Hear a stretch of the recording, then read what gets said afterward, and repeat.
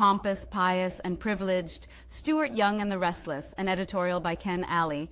A friend, a retiree from the energy sector, became emotional this week when he recalled his torturous experience 5 years ago, stranded abroad during the COVID-19 pandemic. He was one of 33 Trinidad and Tobago nationals on a vacation cruise when the authorities closed entry ports and ignored their heartfelt pleas even as big shots were allowed in. The heartbreak story of my friend and fellow vacationers has similarities to that of Raihana Lorik and Joanne Pantin, whose legal claim led the appeal court to rule that the border closure was draconian and illegal. Re-entering your country is a fundamental right, the court said, and the criteria for denying nationals that right should have been properly explained. Locked out of her country, Ms. Pantin said in a stirring video that she was a broken human being. Attorney Anand Ramlogan described the action of then-Security Minister Stuart Young and other policymakers as inhumane, cruel, and oppressive. Well, Young is not one to place brain in gear before putting mouth in motion, and he rushed in where angels fear to tread. Any level-headed public figure would have offered profuse apologies to the affected while detailing the challenges in managing an unprecedented medical crisis.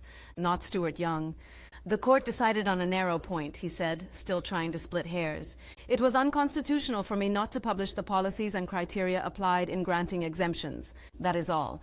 There is a saying that people can overlook any shortcomings but will not tolerate arrogance. Pompous, pious, and privileged, Young has clearly not awoken to the country's rejection of the high-handed leadership style he inherited from his political idol. Seen as a business beneficiary of the previous administration, 134 cabinet recusals, there is no evidence that Young feels the hurt of common people.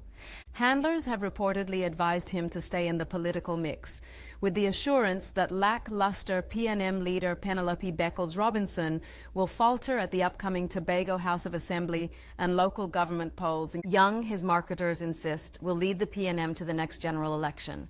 But Young remains the embodiment of an inflated sense of pride, unwilling to acknowledge his errors and unable to show empathy.